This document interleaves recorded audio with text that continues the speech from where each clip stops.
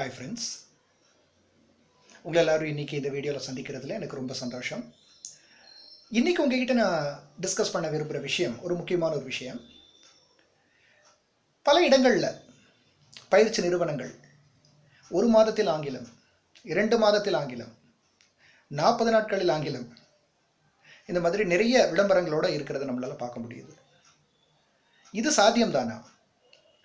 Can one learn English and become fluent in English, knowledgeable in English in a matter of 1 month or 2 months?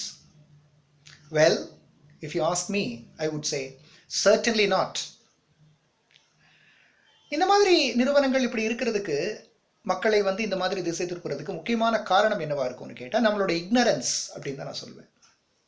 Ignorance அப்படின்னு சொன்னால் அறியாமை அப்படிங்கிறது அதோட அர்த்தம். ஆங்கிலம் அப்படிங்கிறது நம்மளோட தாய்மொழி இல்லை, இது ஒரு ஃபாரின் லாங்குவேஜ். இப்போ நம்ம மொழி எடுத்துக்கிட்டால் நம்ம மொழியிலே எல்லாரும் 100% கிளியராக பேசுகிறோன்னு நம்ம சொல்ல முடிய மாட்டேங்குது. How is it possible for one to speak a foreign language in a matter of 40 days or 60 days? Don't you think it is a foolish statement?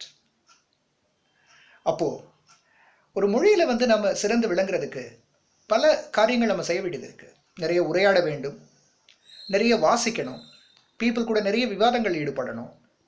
இந்த மாதிரி செய்யும் பொழுது அதுக்கு நாள் எடுத்து தான் அதுக்கு முன்னேற்றம் ஏற்படுமே ஒழிய, இங்கிலீஷில் ஒன்று சொல்லுவோம், Rome was not built in a day அப்படின்னு ஒரு ப்ராவர்ப்.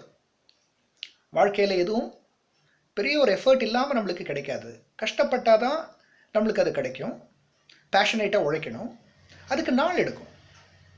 இந்த உண்மையை புரிஞ்சுக்கிட்டு இந்த மாதிரி பயிற்சி நிறுவனங்கள் அவங்களோட வலையில் விழாமல் உண்மை எதுன்னு ஃபேக்ட்ஸை ஸ்கில்டு ப்ரொஃபஷனல்ஸ் கிட்ட நீங்கள் கேட்டு நீங்கள் தெரிஞ்சுக்கிட்டு அதுக்கு தகுந்த மாதிரி உழைச்சிங்கன்னா சக்ஸஸ் டெஃபினெட்லி உங்களுக்கு கிடைக்கும். Well, if you like my video and would like to have further updates of my videos, kindly subscribe to my channel. Thank you for watching.